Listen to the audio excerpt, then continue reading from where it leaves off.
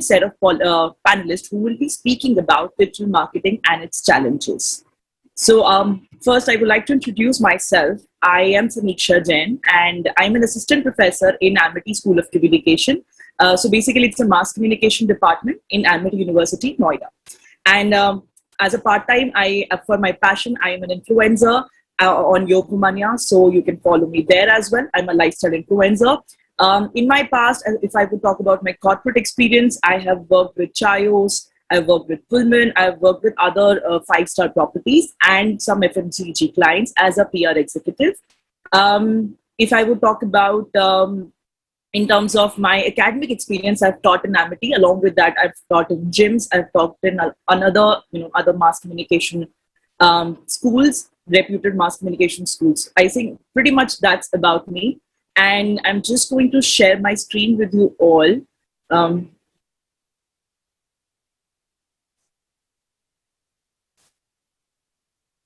you all see my screen? Yes, ma'am.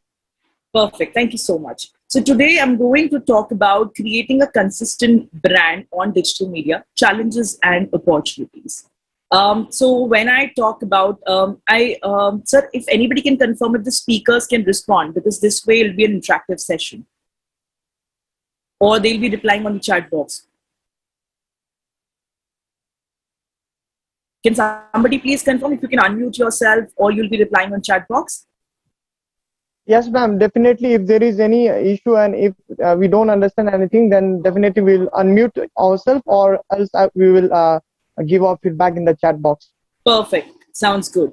So when I say creating consistent brand on digital media, so when we say digital media itself, is a huge arena. We have digital media doesn't only mean social media. When we start any brand and when we think of any brand, or even if we are, taking care of somebody's brand, it's just not social media, okay? So when we say, okay, fine, one day we think, okay, fine, we have to start with one brand, or probably my friend is doing something and I have to help that friend. Okay, so when we talk about the branding aspect, herein, it's not restricted to only Facebook, Instagram, or YouTube that we have just putting some post, some aesthetic post on Instagram, some post on Facebook. There's a lot, many things, and it's just not only website as well. You'll think, okay, fine, a website bana lenge, and then we'll go ahead with one. Social media platform, and that is it. No, that's not it. When you create a brand on digital media, it's a lot more it. Okay, so there are certain challenges one faces. There are certain opportunities that needs to be taken care of. Just a second. So talking about first about the challenges. As per my knowledge, I have listed only few of the challenges here. If you would say, when we create a strategy for a brand, I think that's the biggest challenge that anybody faces. Okay, so by strategy here, I mean, let's say, what are we going to do? What kind of post? What should be the color scheme? How should our website look?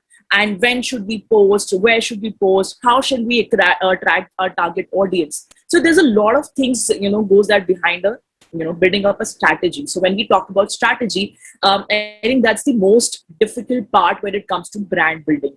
Second is the product position. How are we going to position our product?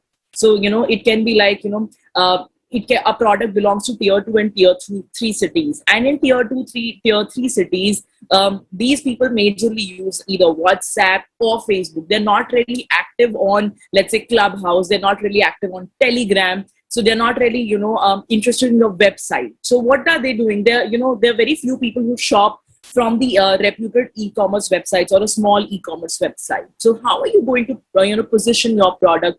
That can be another challenge. Next, in making use of data. So whatever the data that you might have researched in the market, you might have got to know about your target audience. How are you going to utilize it? So that's another, I think, biggest challenge that we face. Then fragile brand image. So these days, what we rely on the word-to-word, mouth-to-mouth marketing kind of a thing. Wherein, if I will tell you, yeah, Radhe was a pathetic movie, right? So if my friend trusts me, my opinion, so that person will not watch that movie. Why? Because I have told him that Radhe is not a good movie. So herein, what is happening is, there's a tarnishing that is happening with the movie's image. Why? Because I personally don't like it. And I might share it with the 20 odd people or 20 odd relatives of mine or friends of mine, right? So it takes seconds when a brand's image goes into drain. If we talk about Maggie, okay, so Maggie, suddenly people said, okay, fine, it has an excess amount of lead. The image just went down. Maggie was banned, and Yippee took over. Okay, so people were eating Yippee. Yippee started positioning itself, 10 rupees ka hai. Then they started with lots of advertisements and everything. So what is happening here is that when we talk about digital media, it is not easy to create a brand on digital media, but it takes, with I think, seconds to destroy a brand on digital media. Then is consumer engagement. You have sold your products, you have done everything. Now how to engage consumers on your platform. That's, I believe, another challenge. So now when we say about engaging the consumers, consumers are not commenting on your post, or probably they're not interacting with you. They're just posting the complaints, so and so. So that's another challenge that you face, how to engage consumers on your platform. Okay. Then next is content planning. So when we talk about content, what kind of content will we? Shall we only post informative kind of content? Shall we only post graphics? Shall we only post videos? Shall we only post photographs? When to post? Where to post? What all platforms to use? Just like I've given an example of tier 2, tier 3 cities. They would use different platforms. Whereas if I would talk about tier 1 cities, they will only these days tier 1 city people are shifting to Telegram or Clubhouse. Or let's say they do shop actively from Amazon, they do shop from Big Basket, they do shop from Grofers. So all these platforms are there, succeedingly working in tier 1. So here, it is very important to understand what kind of content will go where. If I would talk about short videos, suddenly the time TikTok got banned, Instagram took the opportunity of coming up with the Reels concept within the same way TikTok was functioning. Okay, so again with Reels, short video will go. If you're posting IGTV, long videos will go. Again, so that's also, I believe, is again a task, the kind of content that will go, when it will go. So these are some of the challenges that I believe can disrupt in any brand building activity. Fine. Just a second. This is better. Fine. Talking about how if I would talk about now opportunities, I've already told you about challenges. There can be another n number of. I'm not saying these can only 6 challenges will be there. There can be numerous challenges that you can face. Okay, but here now I would talk about the solution-oriented approach. Okay, we might face endless challenges, but here the most important part is when you are struck with any challenge, you have to find a solution-oriented approach rather than panicking with, okay, fine, this has happened, what should I do? Okay, fine, I'm facing a problem with strategizing everything. I'm facing a problem with what kind of content should I shoot? What kind of content should I plan? Okay, so there can be, you have to focus on the solution-oriented approach. Now, if I would talk about solution-oriented approach, the major thing that you have to focus on engaging your customers. Now, I have mentioned here, there are 3 types of consumers here: loyal, potential, and experimental. So when we market our product, when we market our service, when we are there out of the market, there are 3 different types of consumers. The first one is the loyal. Just like you see people buying an Apple phone, they are the loyal consumers of Apple. It could be multiple reasons they want to show off. That couldn't be one reason. It can be if they are loyal, if they like Apple as a product, that can be another reason. So loyalty is one thing. Har bar, you'll go to that store and buy an Apple. Okay, buy an Apple phone, buy an Apple watch, or buy an Apple laptop. So that can be one. Okay. The second one would be potential one. People who are not buying your product, but they can buy. Okay. Hypothetically, I buy Head and Shoulders, but in the same price range, I can buy Pantene also. I can buy Sunsilk also. Now it's in the hands of Pantene and Sunsilk. How are they going to market me? Okay. How are they going to market their product that I am convinced to buy their product? Fine. So I would be a potential customer for that particular shampoo brand. Now, experimental. There's some people who keep on experimenting. They would buy one brand on one day. They would buy second brand on the other day. Let's say you have bought Amul butter on one day. Second day, you have bought Nutrilite. Third day, you have bought Britannia. So what are you doing? You just keep on experimenting. So these people are very much hard to convince. These people are very much, difficult to convince. Now, again, when we build a brand, we have to keep all these three people in mind. But again, loyal customers are also very critical. They are loyal doesn't mean they will stay loyal to you until unless you do not provide them with the best possible service. So if I would talk about, let's say, probably I'm an person who buys an Apple phone whenever it is required, or probably I buy an Apple laptop whenever it is required. Now, if Apple will not give me an after customer service, if anything goes wrong with any of the product and go to the Apple service center. So now if they do not give me the desired service, I might switch to OnePlus, I might switch to Google, I might switch to any other phone for that matter. Why? Because I am not happy with the Apple's service after buying that service. So now here, I might change from a loyal consumer to an experimental or to a potential consumer. So again, holding those kinds of consumers is also equally important. Fine. So now if I would talk about how you can build the brand, how you can overcome all those challenges, just a second. These are the things that you need to take care when you're building a brand online. We will be talking about all these things individually.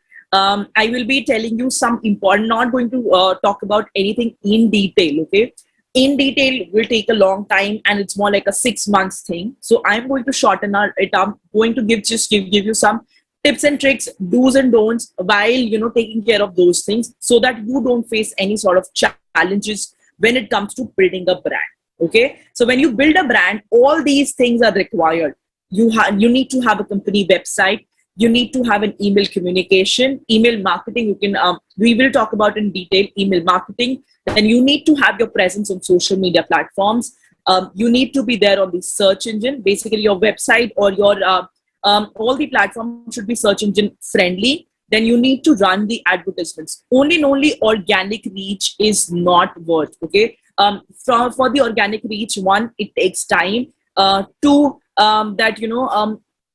it's not necessary that you will always rank on the first page of the Google. So it is necessary in order to convince your potential customers, in order to convince your experimental consumers, you need to run ads. You need to be there on their screen every time. Okay. Then next is e-commerce. Your presence on e-commerce is necessary on multiple e-commerce, even though you have an e-commerce facility integrated on your website. Okay. Then mobile application only in case it is required.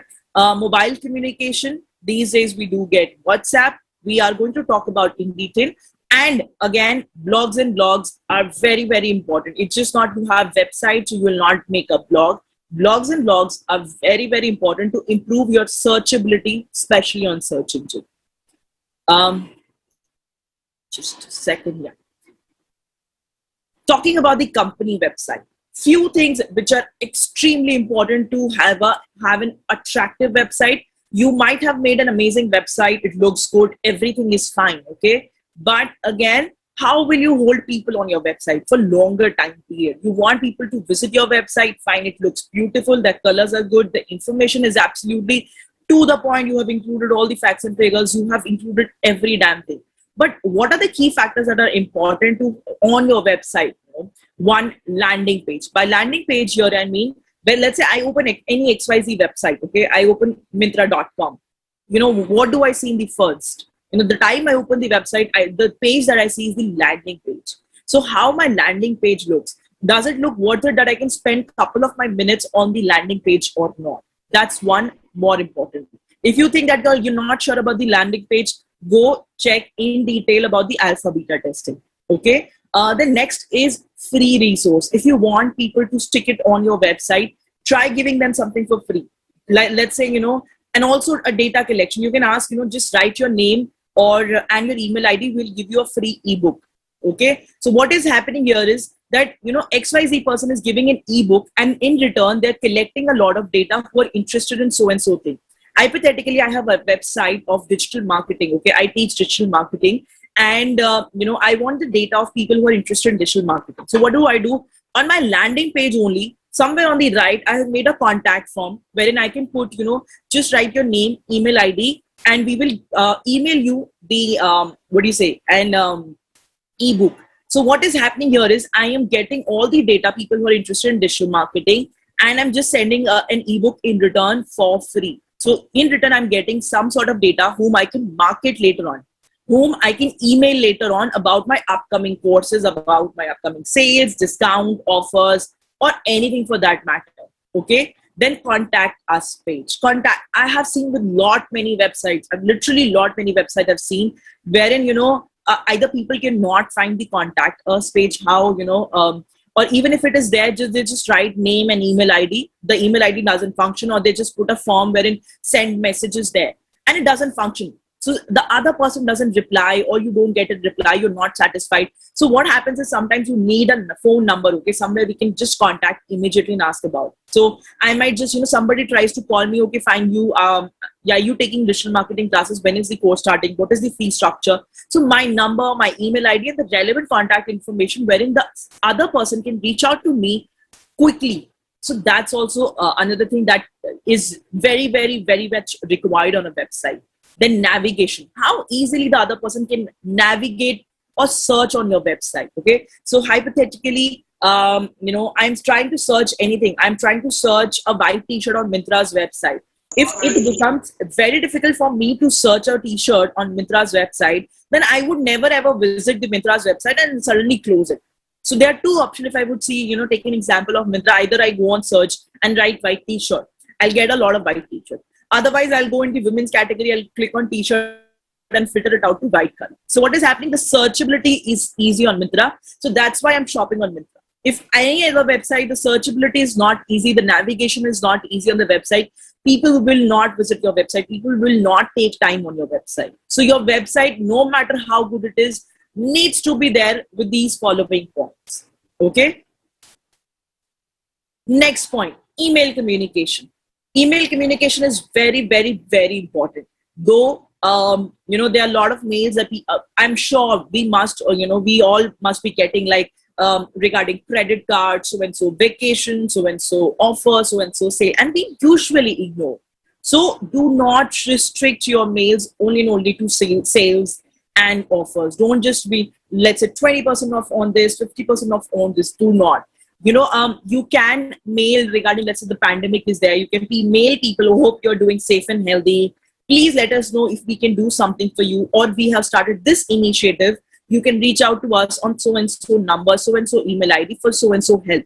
Okay. So do not restrict your mails only to sales and offers. If it's Diwali, if it's Holi, if it's Raksha Bandhan, or if it's Eid, wish people. Okay. So on Eid, we would like to wish you so-and-so happy Diwali and so-and-so. Do not restrict it to your sales and offers only. Make it personalized. Okay. Try to make it personalized. Dear Samiksha, we are happy to inform you. Or dear Samiksha, Eid Mubarak. And it just not has to restrict and only like a spam email. Do not make it a spam. Make it look like personalized. Make it look like that you care for your consumers. Okay. And always, please, I've seen a lot of youth committing this mistake. Understand the difference between CC and BCC. If you put people on CC, then you might, have the chance of, reaching your mails in the spam. Okay. So, if you put 50 odd emails in the CC, then the other person will think that, this same mail have been gone, the same mail have been sent to other 49 people. Okay. Or 50 people for that matter. So this is not meant for me. 50 out of 50 people, 5 might be interested, but I'm not interested. Or 2 might be interested. I'm not interested. So understand the difference between CC and BCC and use it accordingly. Fine. And also, if you are doing it professionally, always go ahead with a professional email marketing service. One could be MailChimp. Okay. So always take care of the professional email marketing service. Next is the social media platforms. When I talk about social media platform, if I would say, give you an example of Instagram, and then I will give you an example of MX Takatak. And there's YouTube. Okay. So on Instagram, we have Instagram Reels. Then we have MX Takatak, which is almost similar to TikTok. Whereas YouTube Shorts, YouTube still thrives on the long video format, but they have YouTube Shorts very much similar to Instagram Reels. Instagram Reels is again a very short video format, but MX Takatak is very much similar to TikTok. And on MX Takatak, if any one of you will notice, we have a lot of audience from tier 2 and tier 3 cities. There are very few people who are there from tier 1 city. Okay, still MX Takatak is not that much popular. Probably people do not use it in tier 1 city, but in tier 1 city, people use Instagram Reels and people use Instagram Shorts. Okay, so you need to understand what your product is, what your service is. Accordingly, choose the platform. Accordingly, choose what kind of content that you're going to post. Okay, so if I would talk about, let's say, podcasts are these days very much in trend, and people do earn money, lot of money from podcasting. Okay, these days we're talking about monetizing podcasts. Pehle kya tha? We were talking about monetizing YouTube, how people can earn from YouTube, Instagram. Now we're talking about monetizing podcasts. Again, you need to choose the platform as per your audience. Let's say your audience is more active on Facebook or WhatsApp. Okay, so you need to choose that platform rather than focusing on any other platform. So you need not to be like, though you need to be there on all the platforms, but you need to focus on certain platforms at a certain time, depending upon the availability or audience. If you think that your audience is there, okay, fine. Yeah, you need to be there on that platform. If you think that on Instagram, your audience is engaging, they're commenting, you need to be taking care of that. Again, consistency is very important. On an everyday basis, post content, ask people their opinion, ask people their, whatever they feel like. So you can put polls, you can put questions, anything for that matter, but consistency on an everyday basis, start putting content out there. It could be a demo video, it could be, you can show demo, you can show uses, you can show advantages, you can show probably, how other people are using it, you can collaborate with influencers. So anything can be there, but consistency is required, one, in terms of posting content, in terms of posting your stories as well. Regular stories wherein you are asking people their opinion. So what happens is people like to interact. People like those personalized. So if anybody comments on your post, reply to them. That's also very, very important. Okay. So again, it has to be very much appealing. It's more like, when you're telling a story, I'm right now saying a story, it has to be visually appealing. Okay. And these days, people love to see the visual content rather than reading it. Long blog posts, people might not read it. But a 30 seconds video, people might watch it. Why? Because it just take a 30 seconds. It will not take a long time. I will watch it. So within 30 seconds, you're convincing your potential consumer or an experimental consumer or a loyal consumer to stay with your brand. Okay. So that's more important. Talking about the search engines. When we talk about search engine, we instantly say Google. Okay. So सबको Google के page number 1 पे आना. ठीक है. अब वो कैसे आना है, क्या करना है, there again. There's a huge course. I think we need not to talk about right now. It will take a long time. But for search engine, again, you need to make your site search engine friendly. And again, the most important part is about the keywords, okay? The kind of keywords that you use. And the same goes with the social media, the kind of hashtags you use. When you post on hashtag, on Instagram, hashtag, let's say, hashtag t-shirt, hashtag white t-shirt, hashtag white t-shirt from Myntra. यहाँ पर you have certain hashtags which are banned, literally banned by Instagram. So do not use hashtag t-shirt or hashtag white t-shirt. Hashtag white t-shirt from Myntra can be in hashtag which is not banned by Myntra. Okay, so that's another concept. Fine. So take care of the hashtags, take care of the keywords. May use different tools, keyword planner tools you can use to identify a lot of keywords, and based on those keywords you can make your website search engine friendly. There are different tools which you can install. So make your site search engine friendly. Until unless it's not search engine friendly, you will not be able to search on Google. Okay, if it's not there on Google, people think that it doesn't exist at all. Fine, if you will not be able to find Samiksha Jain on Google, people will think, who is Samiksha Jain? Okay, so that's also very, very important. Then running an advertisement. Sometimes what happens is, I'm sure you might have seen that, when you go on Myntra or Amazon or any other shopping website, you see a product, you might put it in the cart and you may not buy it. Okay, and even if you're not putting it in cart, you might see a product you're interested in, but you do not buy. Any reason for that matter. Okay, so for next 14 days or 15 days, you keep on seeing those advertisements on your screen. Okay, you might see the same t-shirt, you might see the same, let's say, snacks box on your this thing screen. So what happened here is they're trying to target you again and again till the time you don't buy the product. There's a reason behind it, why? Because cookies get saved to your system. But again, that's different. But running an ad so that people would see your ad again and again, so that they end up buying your product. You might not buy it, it might be expensive, or probably you do not need it anymore. There can be any reason for that matter. But if you will see that advertisement on a regular basis, you will keep that thing in your mind that one day, probably if I will need it, or probably one day if I could afford it, I will buy it. Again, the right kind of platform is very important. Okay, so let's say Big Basket or Grofers works best in tier 1 cities. But if I would talk about tier 2, here in Amazon can work best. But Grofers or Big Basket is not the right platform. So identifying the right kind of e-commerce platforms, right kind of places or websites wherein you should advertise, that's also very much crucial. Fine.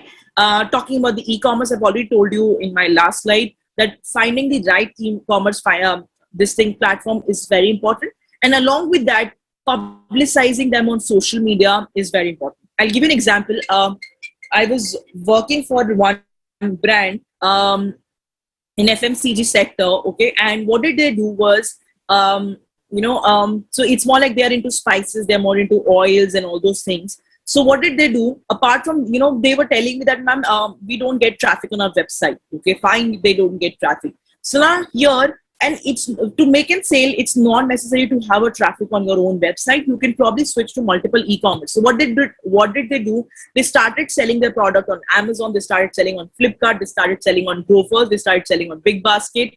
So on every possible platform wherein FMCG product can be there, their presence was there. Okay. Again, if they will start to sell it on Myntra or probably, Jabong, so here, or probably any other, for that matter, clothing website. So that's not the right kind of e-commerce platform for them.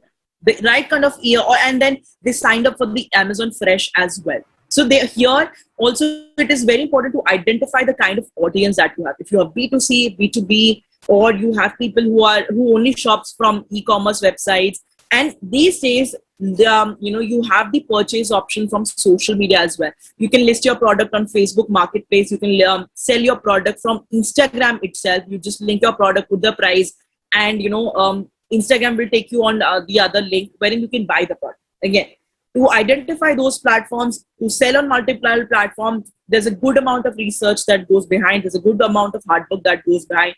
But again, it is crucial to sell your so-and-so product or the service.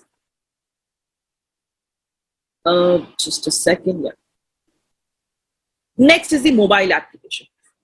Creating an effective, okay, I'm not saying that creating any sort of mobile application is affordable, but creating an effective, which is more interactive, which is more user-friendly application is inexpensive, but only created when it is required. These days, we are shifting to small screen size. Every day, you will see the screen size is decreasing. From desktop to we've shifted laptops. Now from laptops to we've shifted to mobile phones. So if I need to order anything, or if I need to play any game, if I need to create any document, if I need to create any presentation, if I need to do any sort of task, if I need to record a podcast, I am doing anything from my mobile phone. If I need to create a vlog, I am doing it from mobile phone. I'm shooting it, I'm editing it on my mobile phone.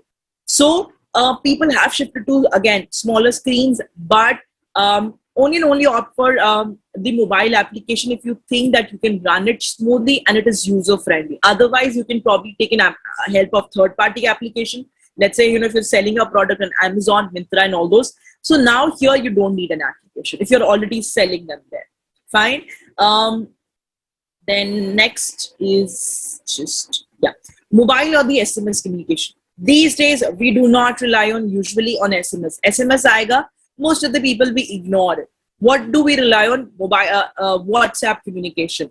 If I book my movie tickets, I will instantly get the notification on my WhatsApp that I'm from Book My Show or Book My Tickets. If I book my travel tickets, I will instantly get my message on from Make My Trip on my WhatsApp. If I shop something from Nykaa, I will immediately get a message from Nykaa on my WhatsApp. So these days, instead of SMS communication, people are more relying on the WhatsApp communication. Again, don't spam, try to personalize it, and do not restrict it only to offers and sale. You can just ask for the other person well-being as well. I hope you are doing safe and healthy in this pandemic time period. We have arranged so-and-so medicine. We have arranged so-and-so oxygen cylinders in so-and-so part of the country. If you think that you require help, please contact us. So these kinds of these kinds of WhatsApp messages will also increase your brand reliability. Okay, so people will trust your brand more. People will recall you more. So one day, if I would require anything, I can say, okay, XYZ brand is doing something, and they will help you. So you can get in touch with them, so and so. So this kind of communication is also very much important with your any sort of consumer. It can be loyal, it can be potential, it can be experimental. Okay. Next is blogs and blogs. I think it's the last slide that I have. Okay, so if I would talk about blogs and vlogs, again, if you think your consumers are into reading part, create blogs. If you want to create a photography blog, create one. If you think you require video format blogs, create one.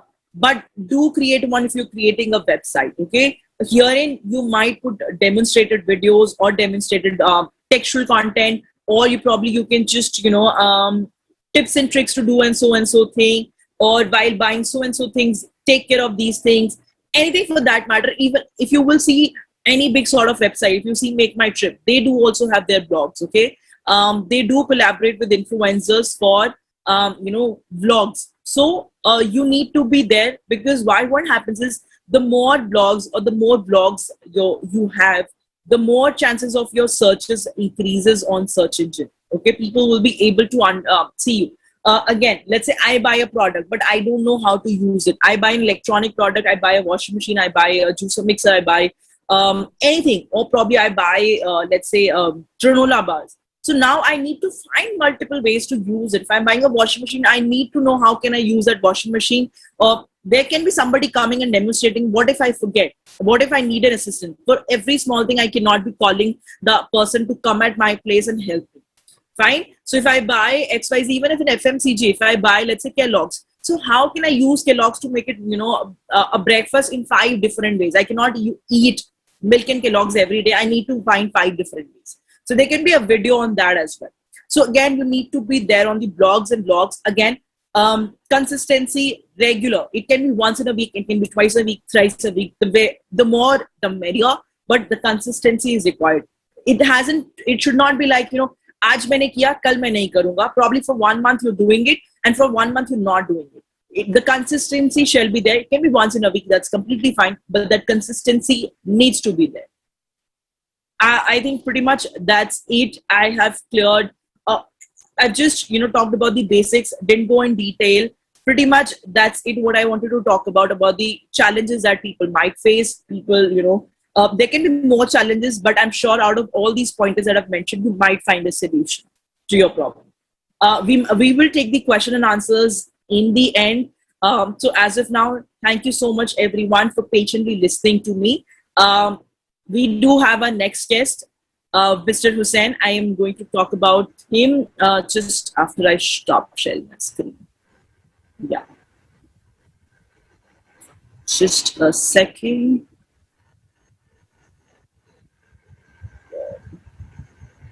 So for the panelists, if I would say, we do have Mr. Habib Husain, who will be talking just next to me. And Mr. Hussein is the co-founder and chief marketing officer at Hats Off Private Limited. He drives the marketing and new business division at the digital marketing agency. With more than 10 years of experience in digital marketing space, he's recognized amongst the top 50 most influential strategy leaders in 2019 by the World Marketing Congress at the Mobile and Digital Marketing Summit. Over to you, Mr. Hussein. Yes. Hi guys, can you hear me? Yes, we can. Yes, sir. Yes, sir. We can hear you. Okay, great. So I'll just quickly brief you about myself more in detail. So I've been running a digital agency since 9 years plus. Okay. We have 3 business partners. I handle new business. Tahir handles the tech. Shabir handles the creative. When we wanted to start our business, actually, we were thinking about various different ideas, what to do, not to do, but we wanted to start something of our own. So we had different things, whether we should get into traditional business, new media, or traditional advertising, or what kind of stuff which we can work across. So so Hats Off is Hussein, Abbas, Tahir, Shabir. We were 4 partners, now we are 3. So the idea was when 9 years back, we were very active on the internet, but we saw a lot of potential coming across, that it's going to be easy for accessibility for people, brands reaching out to people. And when we started pushing across to brands for digital services, so they were pretty reluctant initial years, like if say if a competitor is very active on the internet, so why should we do? If we're already doing print, television, outdoor, then why do we have to get active on the internet? But the tables turned around after a decade, after half a decade, and we saw a lot of businesses, be it from individuals to startup to mid-sized companies to large organization, coming across on digital and making their mark over it. So we found out, that we will only focus on the internet, on the digital, and not get across on traditional advertising. The reason is we figured out, that we could reach to the targeted people. Second is we could engage with people. Third is we could run customized campaigns. Fourth is we could go global. Fifth is we could measure any campaign compared to any other medium of advertising. And plus, when we started the business, the cost of business was also very low. We just needed a laptop, internet, and scout with few ideas and meet people and convince them. So initially 1 year was very difficult for us, to convince people on digital, but now the tables have turned around and people are focusing more towards it. And plus the lockdown has also, the pandemic has also helped our business to groom ourselves in terms of building up ideas, thoughts on digital. So I'll just quickly give you some glimpses on how we crack certain deals and what did we do, and some practicality of experience in terms of campaign and research and in terms of search and influencers, how they work across with us. So yeah. So the first campaign when we were approached by a company called DY Works, it's one of the largest branding agency in India. So they told us, Hussein, we have a brand called an oil brand, and we want something, an idea where we can engage with people. Simple was the brief what they told us. So then we came out with a run-of-the-mill idea, initially, that health is wealth is health, and something cholesterol free, and so a lot of monotony ideas were given, but it didn't convince the client. So one of my creative guy then, so he immediately Googled about the things, what can be done for an oil brand. So here I'm telling about the process, the creative guys go through, in building up, wow campaigns. So the first idea which came across is, don't be heartless, be fartless. So he was telling about, that if you want to work on your stomach, your gastrics, so how do you have a well balanced health is what's the focus on. So the idea was to convince in a way is one is to engage with people, to reach out to people, to create their virality. Okay, that was the idea.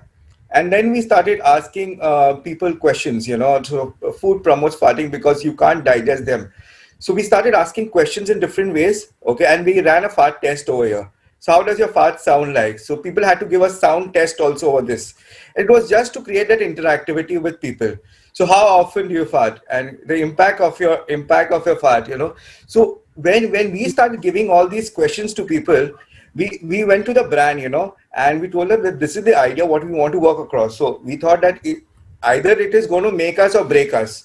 So when we started pitching to the brand, they told that they were silent for a few seconds, for a few minutes, in fact, and the idea was struck with them, and we ran the campaign successfully across India and globally on this. So the question list came across: does it embarrass you? What is the reason of it, and do you want to stop? Do you wish to stop? And here comes the solution what we started giving across to people. So idea was to not only engage, but to give out ideated solutions and people to share your campaign with others. So that was the idea what we had come across. And when your consumers are themselves becoming influencers for you, for sharing across your product, that is the time your campaign has won the market. rather than you constantly pushing for your ads, your campaigns, you know, and it is, and your consumer themselves are not able to have conversation. So here you lose out some of the market. So ideally is we focus towards, you know, the idea of any of our campaign is not only get ROI, the return of investment, but a return of engagement also is very much important. So these are the ideas where brands need to focus on to create engaging campaigns. Now, when we ran this campaign, so we got around more than 10 lakh plus impressions organically. We ran no media ad campaigns, nothing. It all went organic. So organic is when you don't run paid media and people start having conversation with your campaign. There is where you build up the reach. So the idea was we reduced our cost. Okay, the application was built up for a few lakhs, but there was no media spend over here. So the spend, when it got reduced and the reach and virality increased, that is the time where the campaign has won for us. So instead of advertising on print, television, outdoor, here is what our focus was on digital and creating an app and creating engagement out of it. So this was the idea, what one we focus on social media. So as Samiksha mentioned, you know, that our focus has to be on the content, constant engagement with the consumer. How do we engage? When do we engage? You know, what kind of a campaigns you run across? How to keep a track of all your campaigns is very important. Metrics are already available online in different forms on Facebook, Twitter, Instagram, but the impact of the campaign is also very important. Be it you are into B2B, B2C, etc., is important. Now I will give you another tactic what we use in business, etc. So when we run any campaign, you know, on search, on organic search, I'll give you a live example. So we knew that there are a lot of digital agencies in the market. There are more than 400 plus digital agencies in India, particularly. You know, be it from freelancers to small setup of 5-10 people to a setup of 200-300 people, and larger media agencies also owning for it. So when we talk about search, organic search, you know, on Google, so when people search on Google what they need and where they need, it's simple, right? And your website has to turn up on Google. There across it builds up traffic. Once the traffic builds up, you start getting inquiries and you start making more business out of it. Simple. So we knew that there are a lot of social media agencies, digital agencies, SEO agencies, email marketing agencies, then content marketing companies, etc. So we try to tap in certain keywords on Google, where we started to think about, okay, this service might the other agencies might not able to offer. Let's offer this to the customer. So if we are able to crack a particular service to a customer, then it becomes more easier for them to buy more services from us. So for example, over here is when we were doing our research on SEO, on what keywords we need to focus on, okay, and how do we build up the traffic. So if there is a lot of competition, a lot of search, then it becomes very difficult for a website to turn up on Google. So that becomes a bit challenging over here to get more organic traffic. But if you have a particular service and which others are not able to offer, and there is a lot of search for that particular service, then eventually you might win the market. So like for example, we were focused on one particular service to get um,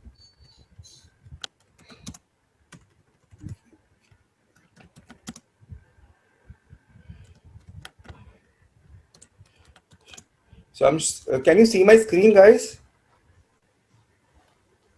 Yes, sir. Yes, sir. Okay. Okay. So when I say over here is okay, let me go.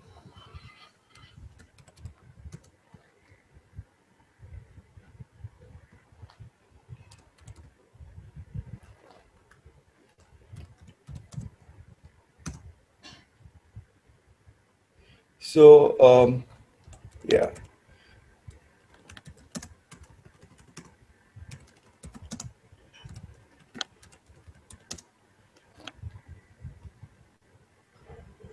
So can you see hats off digital on top, right?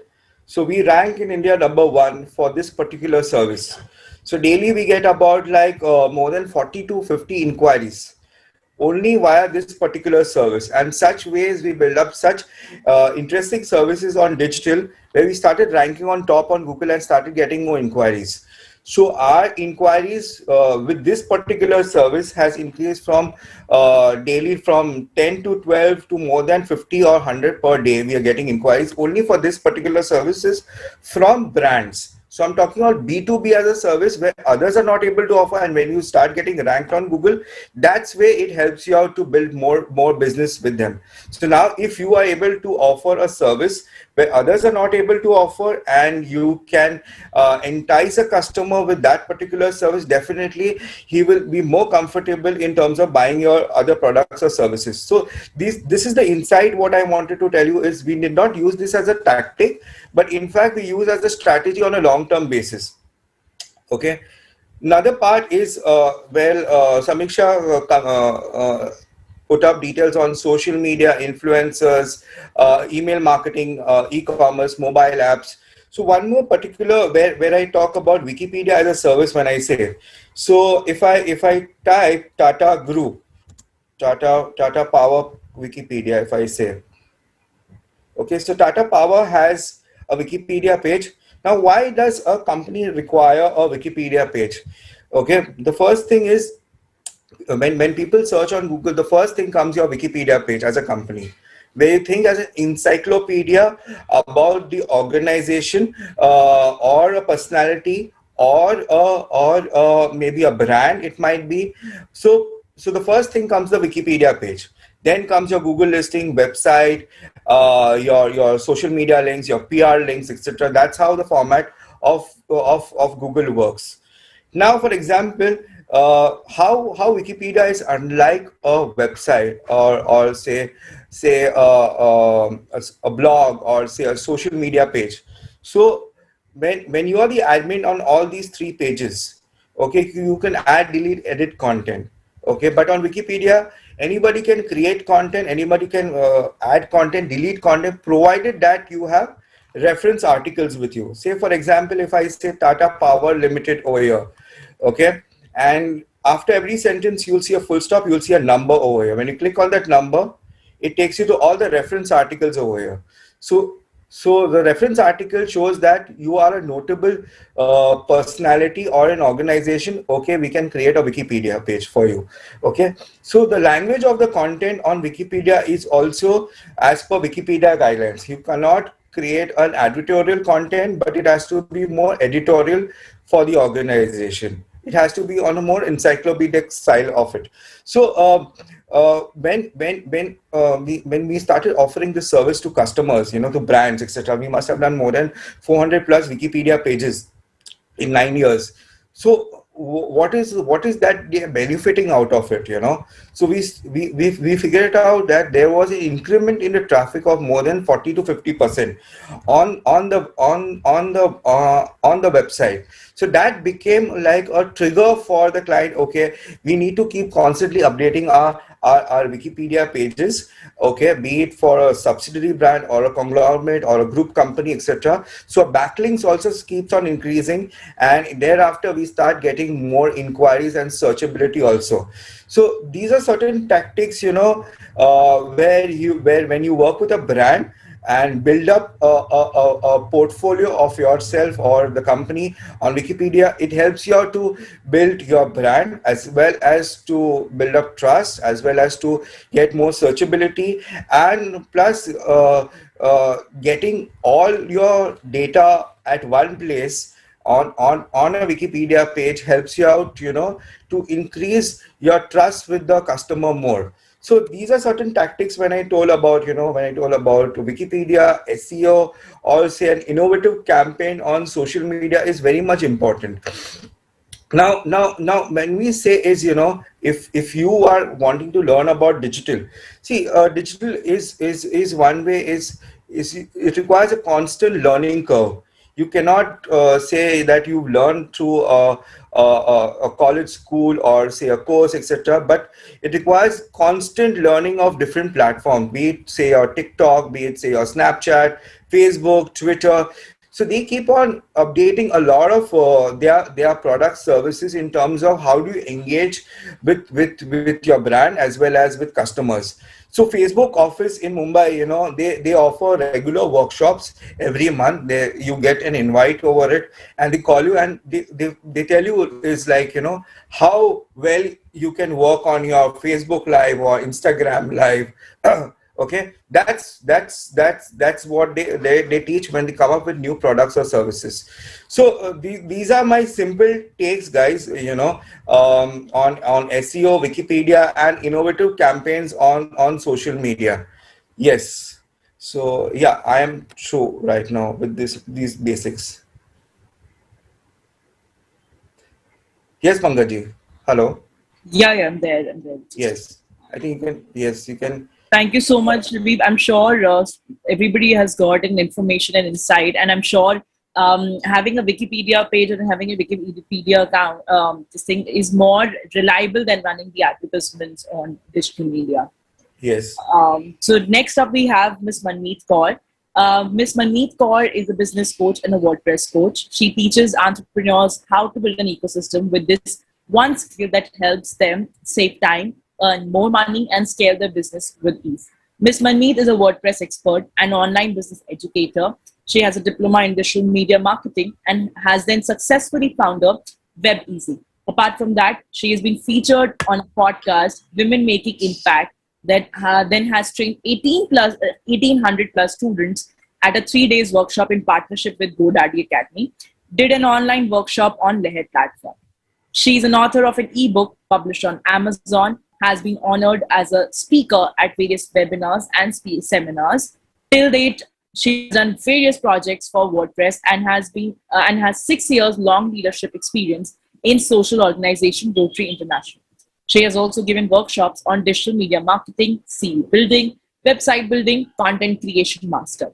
She has a very powerful skill set consisting of strong leadership and soft skills quality and thorough knowledge of and experience about digital media marketing, WordPress, and content creation. Over to you, Ms. Mani.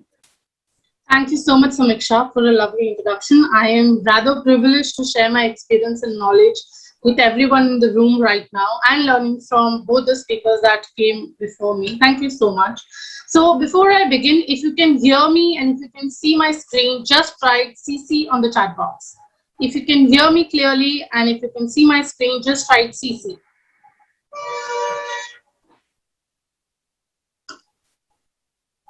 Okay, I've just received one. What about others? Quickly. Okay, perfect. So one more thing I would like to request you, since we've gone digital and we are on a platform where we can just listen to each other, I would love people if they would switch on their cameras.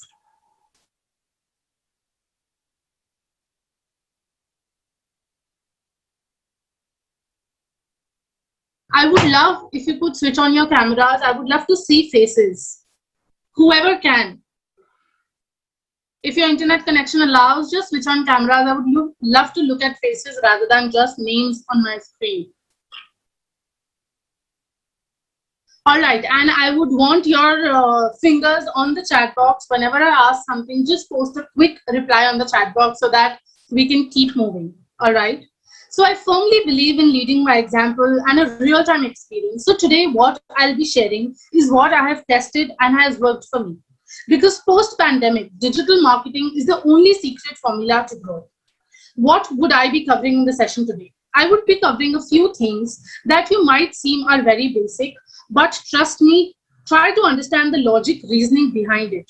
So we would be covering how to scale your business, the two-step method formula for growth, some free tools I'll be sharing for growth, and how to find your clients' free and paid methods. Okay. So, though Samiksha has already shared about me in detail, and I would just like to take a minute to talk about myself. And my name is Manmeet Kaur, and I have reached where I am today by falling, getting up again, and falling again, and just not by giving up. So that is my first hack for today. Whatever you do, just keep going. Even if you're falling, just don't give up. And one day you will land where you have to. So if you are with me, just type WGP in the chat box. That is won't give up. If you're with me and you won't give up, just type WGP in the chat box.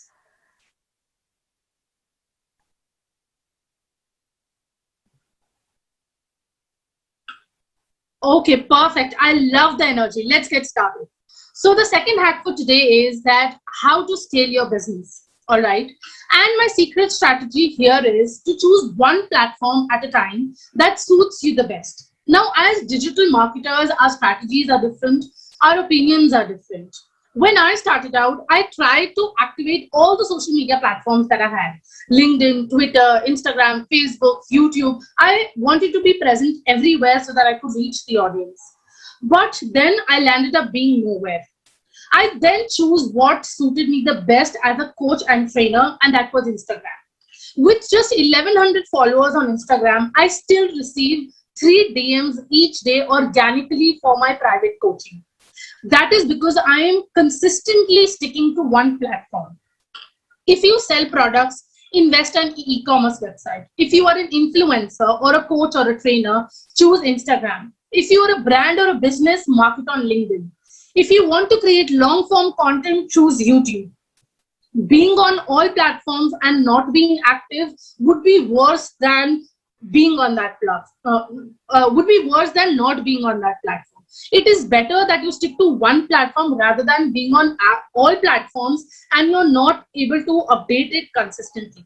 Of course, trying and testing out is a part of the process. Try and test out which platform is working for you, and then make sure that you exit all the other platforms and stick to one. Because sticking to one platform will get you growth, because this is what I have experienced myself. So my question to you is, are you going to be the master of one? Rather than being the jack of all, are you going to be the master of one? If you are going to be the master of one, quickly type M-O-N on the group. M-O-O, move. If you're going to be the master of one, just write move on the chat group. Perfect.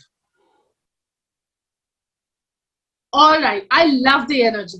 Okay, so the second one is, which we are straight going to get to the point, that what is the 2-step formula that I talked about in my video. If any of you had watched my intro video on the marketing forum page, I talked about the 2-step formula that I'll be covering in the session today. So my first is choose your ocean, the red ocean and the blue ocean strategy. Red signifies either love or danger, and here it is definitely not love. Whereas blue signifies calmness. And if we go by that logic, red means being in a very competitive field of business, whereas blue means choosing the area of business which is easy to scale. Now you might ask me, now should we change our business model just on the basis of this ocean theory? No, I am not saying that. What I mean is being expert in one service area than being the jack of all trades, like I just mentioned. That brings me to my next point, that is choosing a niche and becoming an expert at it. What is a niche? A niche means that out of a big pool, digital marketing is a big pool, and I have chosen one area, that is WordPress. So I have niched down myself, which means choosing and establishing yourself as an expert of one field. Now, I love to share examples so that people know that it is relatable and it works. So I like to use real-time examples. When I started out, I actually started out, to be honest, as a digital marketing agency and had a lot of difficulty scaling up because we had to provide value to different kind of clients. Somebody who wants Facebook ads, somebody who wants Google ads, somebody who wants Instagram marketing, social media marketing, and then there is somebody who wants website. The research work, the content creation, and the efforts are different for each part of digital marketing, and it is very difficult to give 100% value worth of the money they are paying to all your clients. Soon I shifted to a WordPress agency and I saw exponential growth. And now here is the strategy. You will be amazed. I also got clients 3 points. So the point here is use a combination of 2 steps at a point. If you use a blue ocean, you also niche down and you also choose a particular state. It is going to be very micro down and it will become difficult to scale up. So at a given point, choose 2 of them. All right. Am I clear on this one? If I'm clear, just Yes, write ma'am. C. Just write C on the chat group. Okay. Ranjan had a question. I'll take it up in the end. You can just post it, towards the end when we have the Q&A so that we don't miss your question. All right. Okay. Sure, ma'am. Yeah. So let us go to the next one, which is free tools. Now, a lot of people feel that, digital marketing demands investment and money. And to be honest, it does. You cannot scale without putting up money into marketing in the longer run. But when you start, these resources are essential because when you are starting, you are a little, there's a lot of question in your mind and there's a lot of debate going on in your mind. Will I be able to scale up? Should I put money? Because this is where I come from. When I started, I quit my job and I started a business. So putting an investment into my business was a big question because I was thinking, am I doing the right thing? Am I going to get the ROI? What should I do? So at this point of time, you can use these free tools which are going to help you scale up a little bit in the starting, and then of course you will have to put in money in the longer run when you see small results coming up. Now these tools that I'm sharing are very simple tools. All of you know about it and they're available for free. The only fact is we are unaware of the kind of reach it's provide and we underestimate its level. The first one is Google My Business. This is an absolute, this absolute works as a substitute strategy for SEO. You can post your photos, you can take reviews, you can take testimonials, and people will come to your location when you think of starting locally. This works like magic for free of cost because people can reach you, they can see testimonials, they can see reviews, they can see your pictures, and everything else can happen. And now Google has also started Google Shopping. Rather than people going to the websites, people have started purchasing from Google Shops itself. So that is also, one thing that is going to help you scale up. The second one is WhatsApp Business. Now, WhatsApp Business becomes your e-commerce store if you want to invest in a website and you have, questions like whether I should do it or not. On WhatsApp Business, you can post your products with description, prices, set up auto replies, and so much more you can do with it.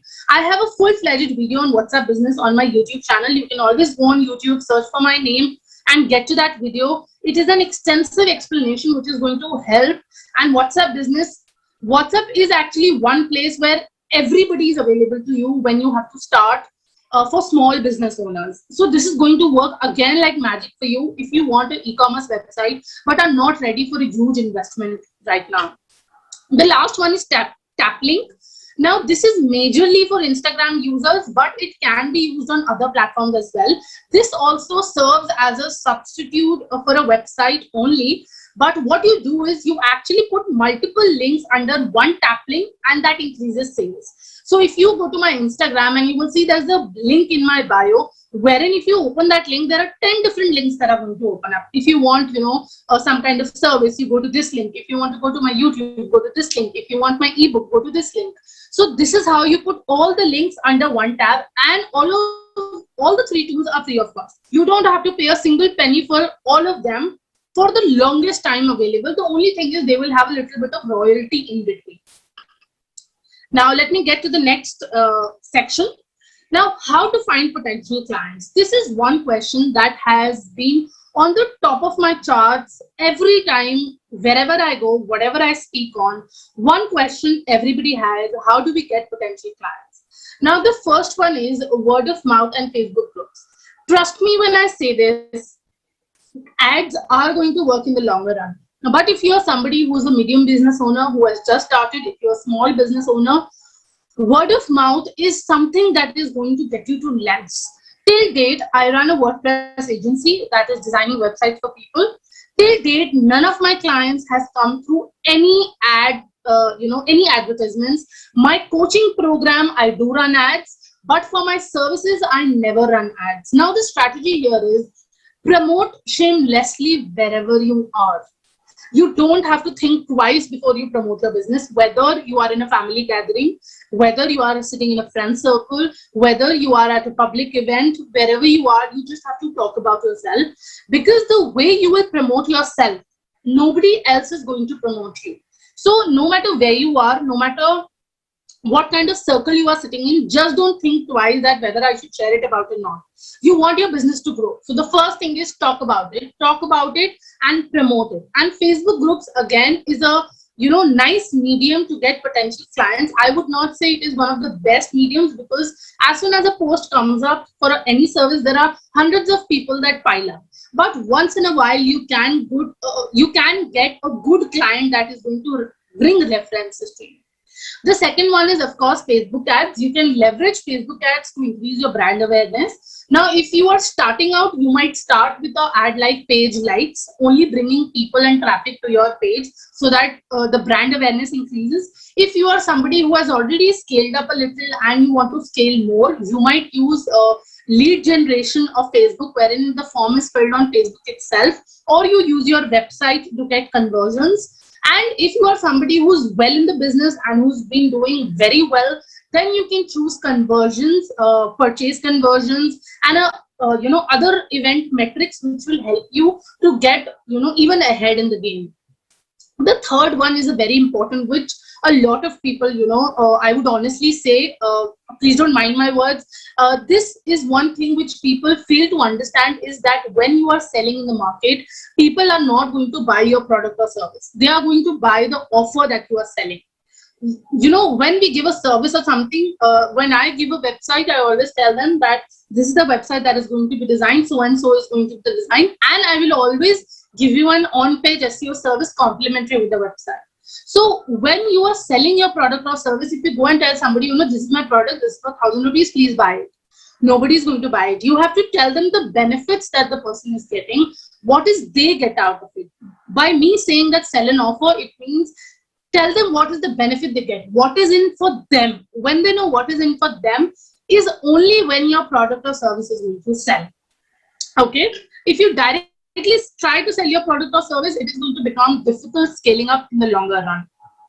Now, what are the limitations of digital marketing? A lot of people ask me this, that what are the limitations of digital marketing?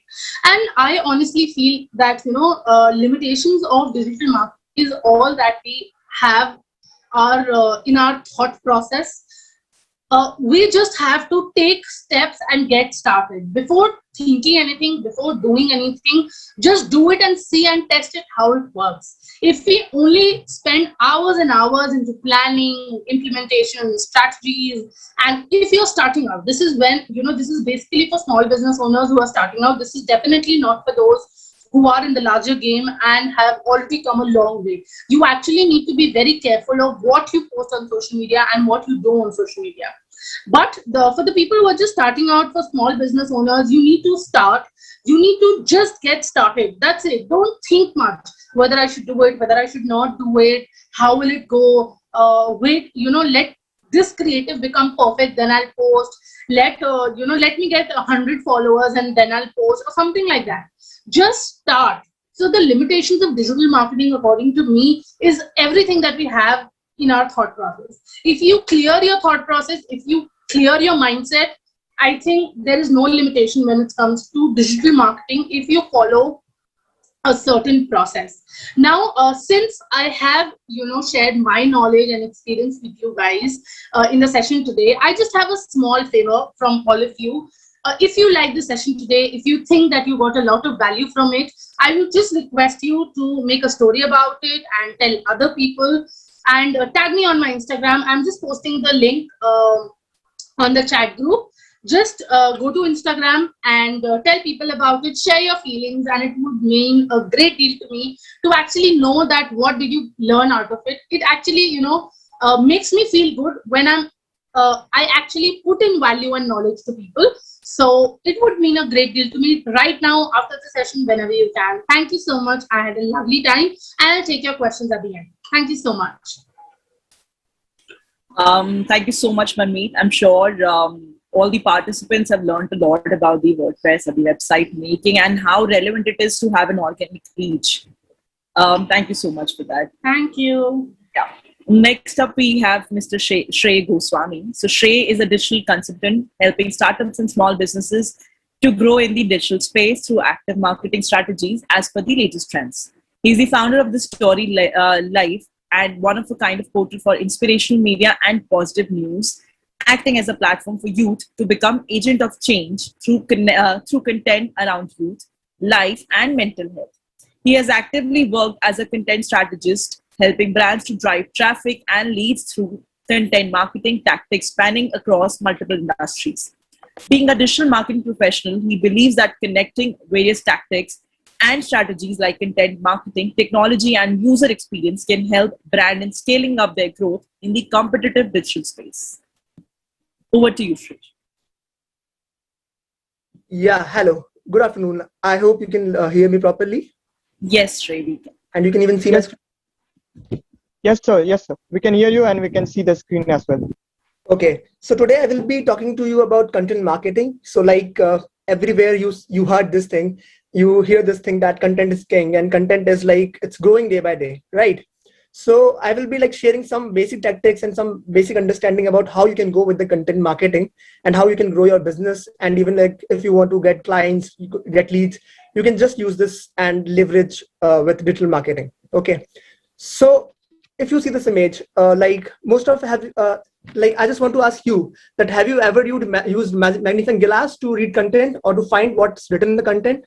Probably, I think no. Okay, so you should not be an assumption that your readers will use magnifying glass to find context out of your content. So you need to give content which really makes sense to them, which really connects to them, and which really tells what they want and what solutions you can offer them. Okay, there are two things now. One is on the left side and one is on the right side. So which is the content which is easier to read? I think right one is more easy to read. Okay, just a minute. Yeah. So now I want to like talk about why content marketing. So content marketing is basically simply like you have to, like you are just attracting people. Okay, you are attracting prospects, you are attracting target consumers so that they can know about your product. They can even know about like what they want to buy and whether they are the right place to buy that or not, or just to clarify their thoughts. So if you write content, if you write blogs, if you make videos, if you do any kind of testimonial thing, they will get to know that what you are offering them. Okay, so that is a very good thing which you can get from content marketing. You can drive traffic, you can drive leads through content marketing. Okay, so there are a few things which can give you a view that why content marketing. So first of all, it stimulates interest in your brand. It will, like the customers who are coming to your page, who are coming to your blog, who are coming to your website, they will be more interested about your brand. They will get to know more things about your brand. Okay, and second thing is actually it will help them in decision making. Okay, so like I told you that if you are looking to buy a mobile and if you land up to a blog that tells you about that mobile, you will definitely it will definitely help you to ease decision making. Okay, you can definitely go and buy it later on. Okay, so after that, third is like you can also offer them a problem or a solution, or like if you are facing some challenge, you will just land to the blog and you can just find solution on that. So that is the one thing which you can get. After that, you can also tell you about that what's going on in the industry, what service you are offering, what is the product, what are the benefits of it, and later on, after that, definitely search engine optimization and leads you can definitely get out of it. So this is the thing, the content is the king. Okay, so you see that SEO is there, you see technology is there, you see design is there, you see ads is there, but if you don't have content, I think it's very tough for you to grow. Okay, and I will tell you why this is the thing. Okay, so the thing first, it is like I told you, it communicates your brand and service, it communicates your idea to the people. Okay, second, it helps in ranking your website in search engines. Okay, this is a very important part. Like if you want to grow your business, you have to rank on search engines, you have to rank on the keywords which people are searching on. Okay, and even it adds emotional and humanistic touch to your website. So if there's no content, people can come, but people will not get to know what you are telling them, how you are pitching your service, what you are selling, why you are selling. So all these emotional and humanistic approaches should be there, so that can be done the content. Okay, and after that, once somebody lands to your website, somebody lands to your blog, it can solve their lot of queries. The customers always have a lot of doubts that why you're doing a business, why you are why you are offering this in this price, why not in that price.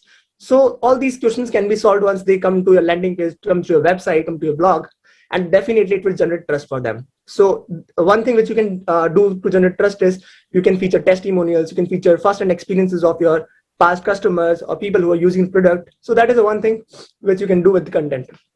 Now you've seen that content is important. Okay, so now Google has also listed in their guidelines, in their algorithm, that content is a very big part.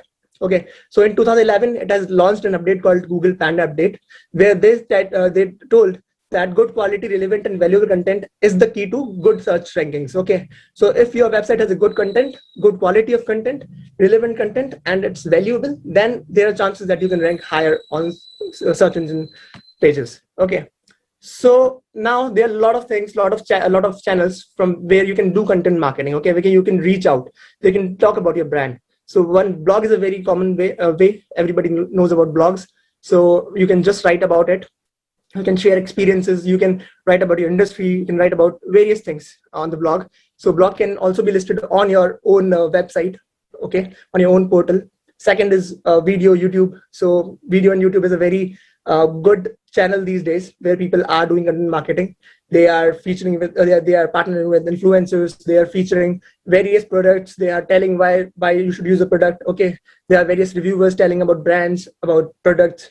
Quora is also a good thing. People are asking about a lot of products, a lot of solutions. So you can be there on Quora and you can answer them. You can tell them that our service is also good. You can try it and you can give them some references, some things, so that they will get benefited. Podcast is a one major good thing which is now in a trend. So you can see Spotify and other like Apple Podcast. You can find a lot of podcast platforms and you can promote your brand even there. You can just host a lot of podcast series to tell about your brand even, and also talk about some skill-based, learning-based stuff. Social media has always been a good platform for content marketing. Everybody knows that. And we have seen that we come across a lot of good posts, good videos, and we keep on scrolling on social media and we get a lot of great insights. And after that, research reports. This is one thing which B2B companies do. So like they want to reach out to businesses, industries, so they publish research reports. They find research, they do research on terms of their industries, and then they go with the publishing it so that people can know about them, people can know about what their contribution in the industry, how industry is growing, and all these aspects. So here are some examples which I have put in. Like you can see, this is one good example of content marketing. So like here you will imagine that this is a social media thing, but the thing is that content marketing also works inside social media, also works inside SEO. So it's integrated approach. They are not running very differently. They are integrated. So you can see Zomato has used a very good campaign, like telling on Mother's Day that how their brands relate to it. Okay, so it also imbibes that emotion into their post. Second thing is dairy milk. Like many of you have seen that song, the Sang Rahi Ho. It's a very new song and it's like trending in YouTube. So they have not told about anything about dairy milk or about the brand name, but they have shown this dairy milk silk many times. So this is also an example of content marketing. They don't want to directly sell the product, but definitely they will create an emotion. They will create a connection so that you can get to know about their brand. You will feel like, okay, you need that thing. You need that product.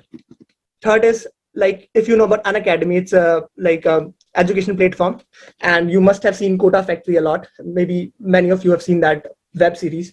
So they have partnered with TVF, and Unacademy and TVF both has made that series, and they have integrated this product and service into the video, into the series. So whenever you will see series, you will see that Unacademy is coming again and again, whether in the form of product, whether in the form of recommendation. So you will see that how smartly they have done this thing.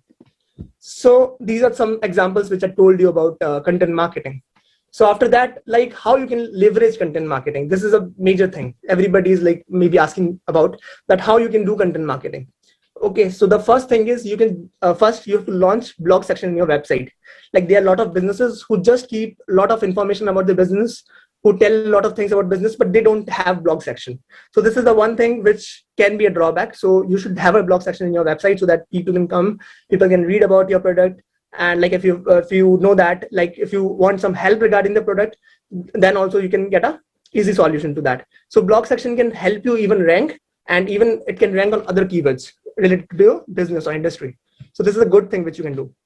Second thing is you can even try to connect with the customers through trends and info related to your product. So you have a lot of things, you have a lot of trends out there. Okay. So if you talk about technology products, there are a lot of trends coming up day to day. So you can cover that as well. You can tell your customers that how you can leverage that trends, okay, and how you can buy new products, how you can get new things for your lifestyle or anything other thing, okay. So industry is also a good thing. You can tell about this industry. Like if you are into electronic segment, you can tell about how your industry is going, which players are coming, which products are coming, which events are happening. So this will be a very good thing for B2B marketing, okay. So other companies can get to know about you. Other prospect businesses will get to know about you, that what you are writing about industry, okay. And even after that, you can use user-generated content platforms like Medium, WordPress, and other sites, Web 2.0 sites, or maybe some PR sites. So to promote your brand, to promote your organization, okay. And after this, like there's one strategy which we also use in backlinks. We also use in like off-page SEO, that's called guest posting and brand feature. So you can just ask for a link, and you can also feature your story to other pages, other portals, and then you can say that just give me a link, so that it can also help you in SEO. Okay, so this is a very common model, like how you go with the content strategy, how you plan your content, how you plan your blog. So this is called AIDA model. AIDA model is attention, interest, desire, and action.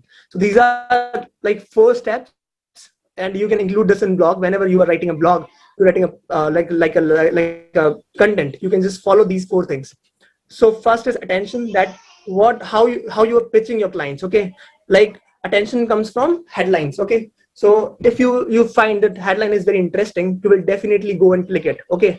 So when you have clicked the headline, you have clicked the tag, been into headline, you can find that how it is generating interest to you, okay. How you are finding it more interesting and how it is relatable to you. Suppose, for example, you're looking for a mobile phone, okay, and you see that this is the cheapest mobile phone which you can get with so much features. You will definitely click it, right? This is a clickbait for you. So you can click it and you can find, oh, they have a lot of interesting features in it. And this is what this is doing. This is persuading you, okay? This is telling you more about it. So this is what this is doing. This is giving you an aspect of desire that, okay, this is a very good product. I should buy it. And it's very interesting and it's very cheap. It fits well into my pocket.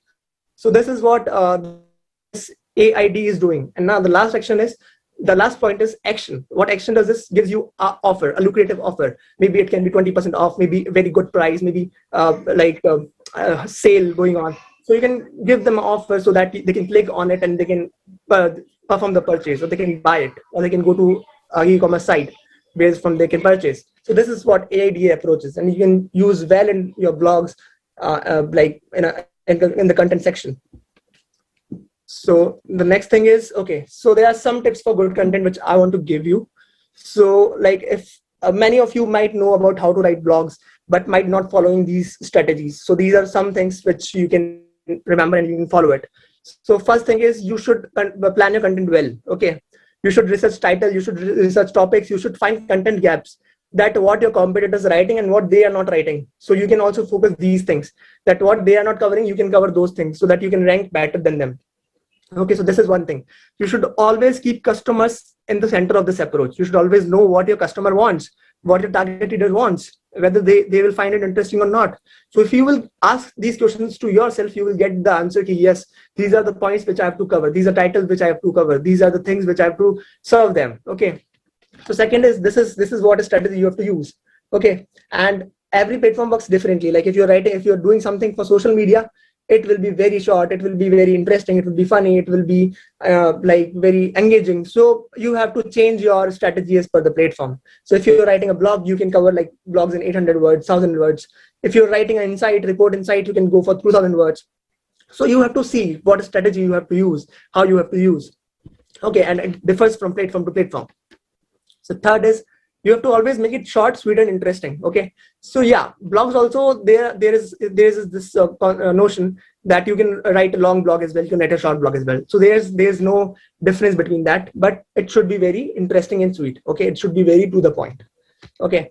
And then there's one more thing, like I showed you that second slide where there were two content. One is a lot of content, and second one was content which is more readable, which was more easy to read, which is more easy to get into mind. So you should use more headings, so that if person is not interested to read the whole content, he can just go to some parts of the content and get value out of it.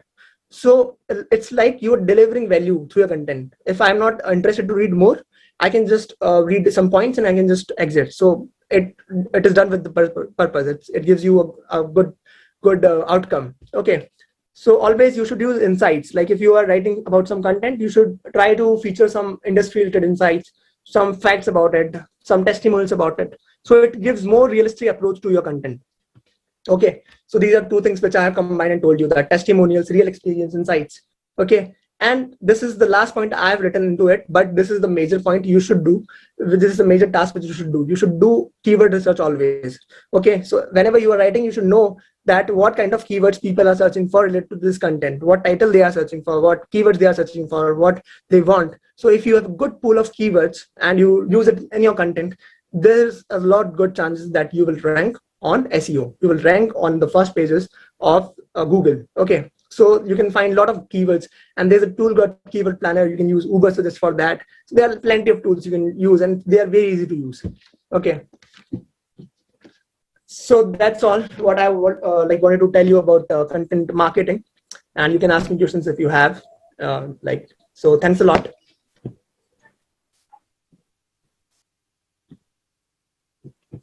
Yeah. Okay. Thank you so much, Shrey. I am sure the content marketing part is very much crucial for everyone, and the content goes everywhere on the digital platform. So it's, I think, one of the important things that people needs to understand these days. So we will now move ahead with the question and answer session. I will take the questions from one to one. The very first question that, in fact, there's a comment. If Ms Manmeet can comment on this. This one is regarding Google My Business is not free. So I don't know why are people saying that Google My Business is not free. I have been using Google My Business for about 4 months now and have not paid a single penny, and I can show the results. You can go and check for WebEasy on Google My Business. I have been using it for free, of course. So please try it out and let me know if you face any issues. Thank you, Manmeet. Okay, so next question is, I think this person hasn't mentioned this question is directed to whom, so if anyone could answer. Okay, Samiksha, just 1 second. I think Anand has mentioned, he said Google My Business is free. He's been using it for the past 7 years. Yes. So please try it out, and then if you have any issues, we can discuss it out. Thank you so much. Sorry for stopping you. No worries, Madhu. Okay, so the next question is, as we know that the customers purchase from brick and mortar, as in the departmental store, as well as from omni-channel stores, omni-channel e-commerce platform. So what is the business ratio between the two, merits and demerits of both the channel? Which challenge has an upper hand? Okay, so I feel that a departmental store is more for local marketing, whereas an omni-channel is more for a wider reach, and it also depends on the need of the person, that what are they looking for. So if I have to talk about the merits of the departmental store, it is that it is easily available. Generally, we have departmental stores, very close to our houses or below our houses or just a street across. So it is very easily available, and we generally use these departmental stores for single items when we run out of something that we need immediately, or we have a food craving that we need immediately. So we use it for single items, and since it is very close to our house, it is very approachable. You can, get down in any clothes or anything. You don't have to plan, you just have to go. The demerits, I think, is that a lot of these departmental stores might not have the high quality rich products that we are looking for. Generally, the high protein products have started coming in, and these department stores might not have that. Whereas when you talk about the merits of the omni-channel, I think there's a lot of variety available, of course, with the rich products included. And it is more pocket friendly when we look at a bulk purchase rather than single items. And the demerit, I think it is not very easily approachable, because you have to allocate a time, you have to plan, you have to go, you need to have a list in hand. So this is what I feel. So which has an upper hand depends upon the need of the person. If they need, if I say ghar ka ration, then the omni channel is better. But if they think, if the guests are over and they need something immediately and they have to get it immediately, then the departmental store is a better choice. So having an upper hand depends upon the need of the person. So I hope that answers the question. I would like to add here with Manjeet. Yeah. I completely agree. And I believe that Indians have this mindset of touching and feeling and everything and then buying. Yeah. Slowly and gradually, we're definitely moving towards the online shopping. We're definitely buying our groceries from different omni-channel platforms. But we Indians do have that tendency of feeling it and then buying it. We do not trust online shopping as much as we do to the going in the brick and mortar, going to the stores and then buying it. So I believe both the channels have its own merits and demerits. Completely depends upon your own purpose of buying it and also the place that you're living into it. Even True. Yeah, so the place that you live into it, if you're living in a rural area, I believe there the brick and mortar works the best. Whereas if you're living in a metropolitan area, so therein the online shopping people who are constantly working, as in people who have the corporate life, who are working from morning to night, for them the omni channel serves the best, right? All right. Yeah. Yeah. So Samiksha, I have a thought on this also. Now, for example, we were doing a lot of research in terms of what and how to mark across. Mr. Hussein, your voice is breaking. I think if you can mute yourself and then unmute yourself. My voice. I think it's quite clear now. Now is it clear? Yeah, it's better now. Okay, so research came across from the Flipkart team what we were working on with the projects initially, and Flipkart started driving our campaigns offline, with cash on delivery as a medium rather than people using a debit card and connect banking, where people were still very finicky about it. Like, will it be safe, unsafe? How is it going to work across? So they found out, in their research, that people buying from tier 2, tier 3 cities were more compared to tier 1 cities. So their increment in terms of sales and business was increasing because the internet viability over there was much easier and faster compared, people being on in tier 1 cities, having access on the internet. So that was one part which they found out, in terms of the business scale increased over there. Second is, apart from these large e-commerce companies, multi-brand companies like Flipkart or Amazon, a lot of other startup or e-commerce sites don't have a refund policy, or they don't have a return policy also, which might become a slack for their business.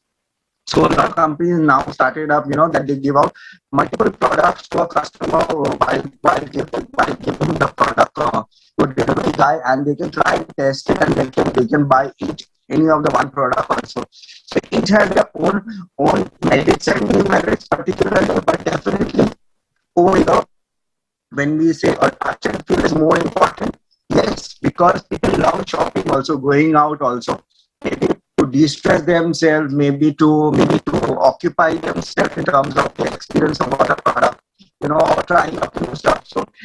But there has been an exponential increment in terms of people buying online compared to brick and mortar. Mr. Hussain, I'm sorry to interrupt you, but there's a lot of disturbance, I think, from your end in terms of speaking. Okay, I think, yeah. So I put up the points over here. Yes, Samiksha. Because we do have a next question, I think that is directed towards you. So Sure. Can you just mute yourself and then unmute yourself? There's a lot of disturbance that's there. Sure. Now I think you can unmute and try speaking. Yes. Now is it better? Yes, perfectly fine. Yeah. So the next question that we have for you is, can we create Wikipedia page on our own? Yes. So Wikipedia, anybody can create an edit. Okay. Provided that you are a contributor or a volunteer constantly editing Wikipedia pages. Now the first thing is there are ways to create a Wikipedia page. The first thing is, you cannot create a Wikipedia page via a company email ID. Just know that, guys, if you are trying to create, don't do that. Do it via Gmail, Hotmail, or Mr. Hussain, the people who are saying not audible properly, there's a lot of disturbance that is coming. I would recommend probably you can type the entire thing and put it on chat, Yes, because there's a lot of disturbance. Mr. Dheeraj is saying that you can put it on chat because there's a lot of disturbance that's there. Okay. The voice is not clear. okay. So just can you? I will come on my laptop again. Okay. You unmute it. So can you put up another question on another speaker? Sure. I'll do that. Yes. Better. Yeah.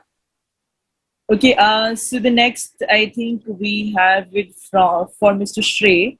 Okay, so Mr. Shrey, the question is, in content, what gets more weightage, posting a photo or video? Of course, I think we are so much like overloaded by information. Like if you go to YouTube, if you go to Instagram, if you go to Facebook, there are a lot of content there. So if you will have a photo, I think that can also help you. But if you want to tell more about your brand, your service or product, you can definitely go with the short video, the video which interacts, which gives a good insight over your product, and which tells more about your product in a very short span of time. So you can use both the strategies. There is no weightage thing. You can also use photo. Like infographics are also very popular these days. If you go to LinkedIn, so it works channel by channel. So if you go to LinkedIn, infographics may also work well. Okay. If you go to YouTube, if you go to Instagram, you go to Facebook, you can use like short videos, crispier videos, and more interactive videos. So yeah.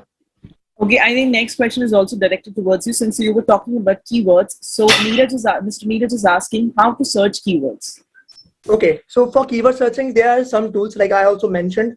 One is Google Keyword Planner. You can just go to Google Keyword Planner. There will be an option where you can just type your basic ideas about like what content you are writing. You can just write the basic ideas there, and you will get a whole list of keywords there. Okay, and then you can see that what keywords are relevant to you, what keywords are relevant to your content. Okay, what competition they have. Okay, and how much tough it is to rank those keywords. Okay, so you can also find traffic there, that how much traffic that particular keyword is generating. So these are all some basic things which you can follow and can get to know about keywords. Okay, so the next question we have is, our company wants to bring in more sale leads. How can content marketing help us to do that? What are the best ways to build an audience with content? Okay, so first of all, you have to be regular with the content marketing thing. Okay, so it is not a one-time process, it's an ongoing process. You have to be doing it for a longer period of time. You have to find what are the opportunities, what are the content opportunities you have, what your competitors are covering and what competitors are not covering. Okay, so you need to like take in account all those things, and then you have to frame a very good strategy that how much blogs you will be posting per week, or what channels you will be selecting to post that content. Okay, and whether you will be using Quora or not, whether you will be using Facebook or not, whether you will be sharing or not. So all these things you have to take in account.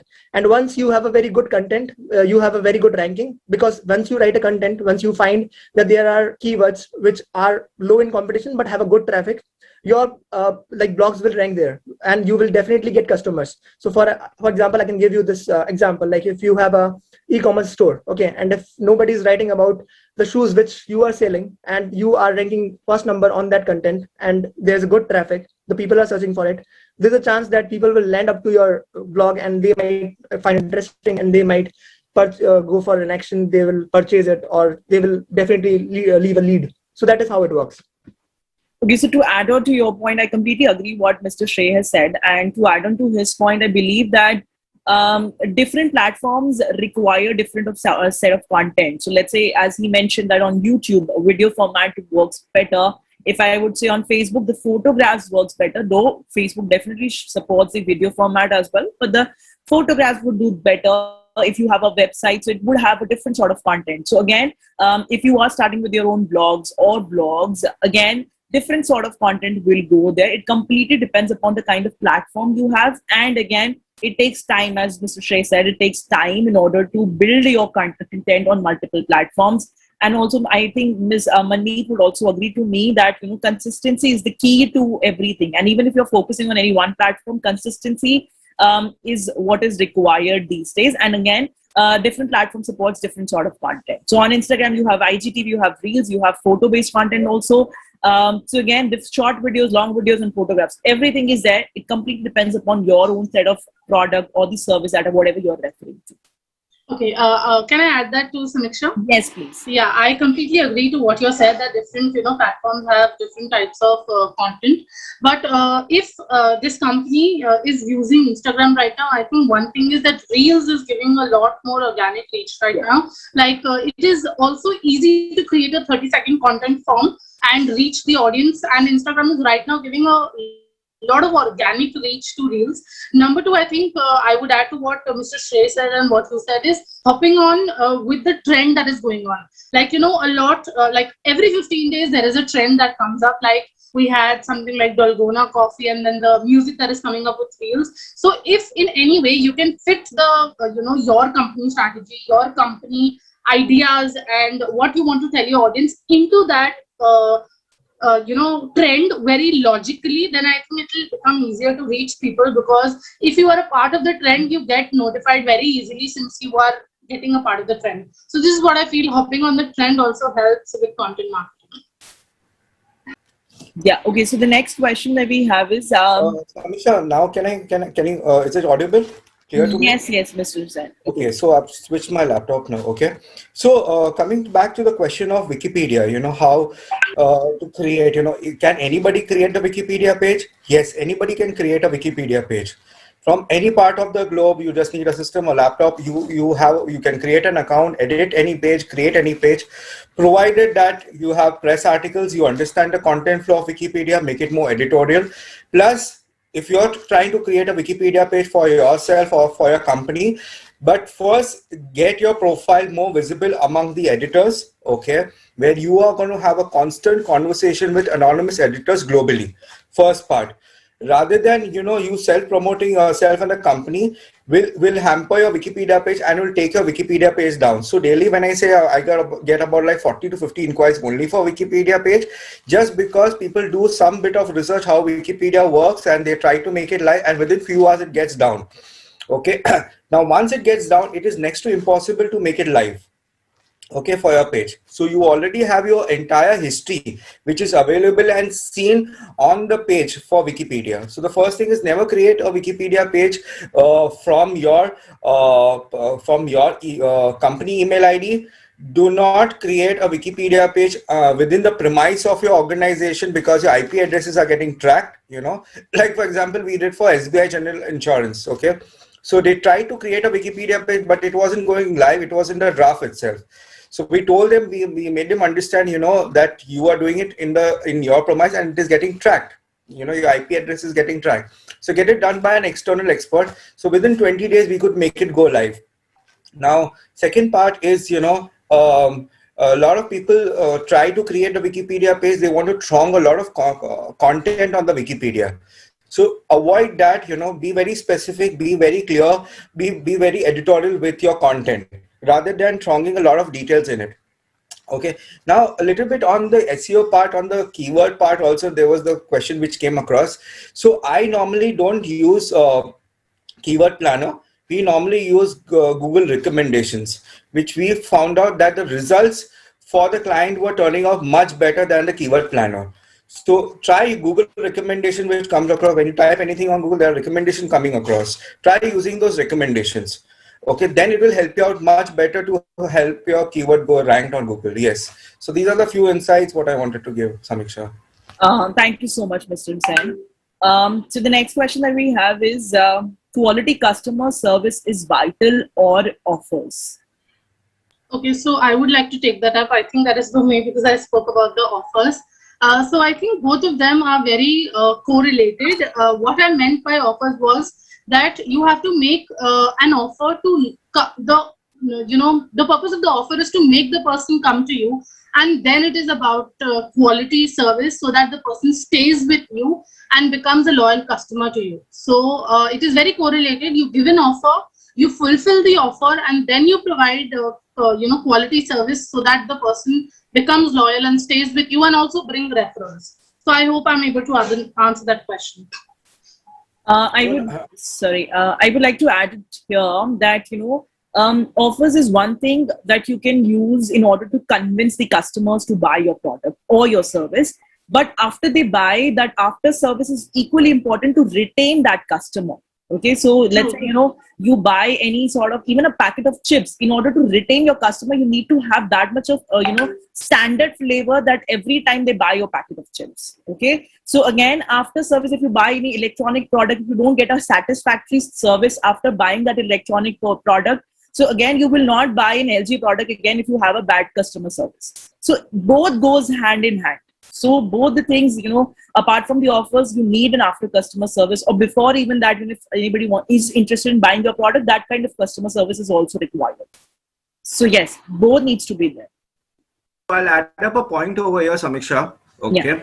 Now, customer service, how will you, now any customer today will ideally call a call center, maybe mail the query, whatever. So now customers are more active on Instagram and Facebook, right? They put up their queries, they put up their negative thoughts, they put up all the queries across, and which is very much visible to the larger audience in terms of what kind of a conversation customers are also having and how are they treated also.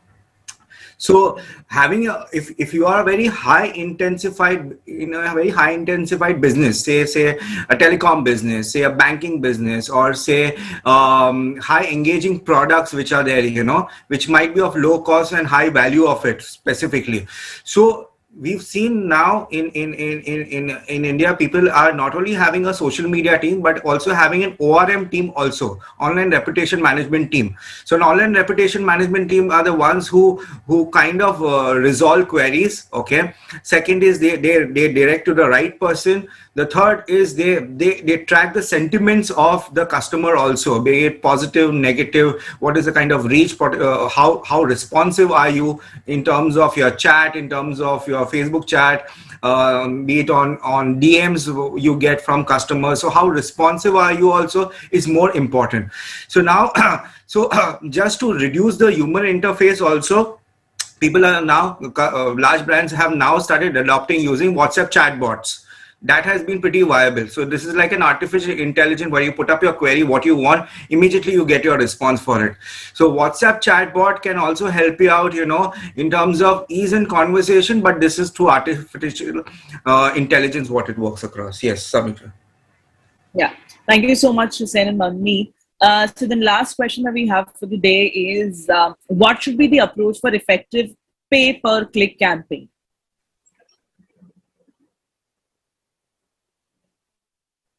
I think I can answer that question. I think when it comes to ads, a lot of things matter. What is the creative you are using? What is the message you are giving?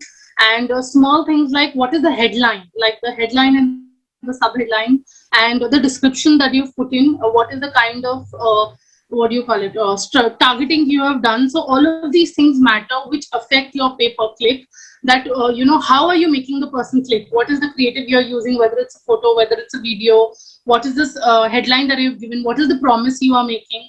What is the amount of money are you charging? Everything all together makes sense and affects your pay-per-click. That is what I feel. I hope Samiksha would agree with me. So I would sorry, Hussein, please go ahead. Yes, so I have a thought on this also. I'll give you a case over here. So we ran a campaign for a client, for an interior product client, okay, and where we ran a campaign, definitely about the experience about the product, visuals, copy, content, you target to the right people, maybe the interior designers or the architects, etc. You target them. So what we had done is, we ran a test. Okay, we got X amount of impression, clicks, views, what you want, inquiries, what you want. Now, what we did is in the second campaign is we tried and tested doing something called as a urgency based campaign. So urgency based campaign, what we ran it across is, say for example, you are running a campaign where this product is only available for a particular date, or only limited products are available, or say for example, this offer is only valid till X amount of date, or say etc. So when you create that urgency, so the customer is very much tense, that, okay, it's very much occupied and hooked. I really need to buy that product. I need to click on it. I need to view it. I need to keep a track of it. Am I going to avail the product or not? So that's where when you create that act of urgency among the customer, definitely it helps you out with more conversions. I completely agree with what Mr. Hussein and Manmeet said. So basically, when you are running an advertisement, it's not again necessary what kind of model you choose. It could be paper impression, it could be paper action, it could be paper click. So again, it depends upon the kind of advertisement. Again, it depends upon the objectives, or again, it depends upon the goals you are trying to achieve. So I'm sure that everybody who's trying to run an advertisement try to make it as attractive as they can, try to make it as convincing as they can. but choosing the right model, and it's not necessarily only and only to go ahead with pay-per-click model, or to go ahead with the paper impressions, or to go ahead. It completely depends upon the budget as well. It completely depends upon the objective as well. It completely depends upon the kind of advertisements you're at. So yes, again, I think it completely depends. Yeah, I think pretty much we do not have any more questions here. So with your permission from the team, Indian Digital Marketing Forum team, shall we conclude the session? Yeah, I would like to, on the behalf of Indian Digital Marketing Forum, I would like to thank all our speakers, Manmeet Kaur, Samiksha Jain, Mr. Hussein, Habib, and Shrey. I believe Mr. Pankaj's video is frozen. So we cannot hear you. As well as all the audience. Yes, sir. Now it's better. Yeah, audible. Hello, is it audible now? Yes, sir. Yeah, I'm really very sorry. Behalf of one of our speaker, Ramona Jessica, she was from Philippines, but she was unable to join us as she is suffering from COVID, and we cannot do anything. We just pray for her sooner recovery. We would also like to inform that the next series of webinar could be on the social media, role of social media for the brand identity. We'll be doing on 31st of July. And we will be sending you the details very soon, and look forward all of you to join together and make it as a grand success as you have made this webinar. Thank you, everybody. I once again thank Samiksha for moderating the session and taking everyone together and having a great time and making this webinar a grand success. And I also thanks once again all our team members, Varun Goenka, and the other team members, Rajat Goyal, Gayatri, and others. Thank you very much for your support and help. Thank you. Have a nice day. Stay safe. Take care. Thank you, Thank you, sir. Thank you. Thank you, everybody. And thank you, everyone, for joining. Thank you, Pankaj. Thank you, everyone. Shrey. Thank you, audience.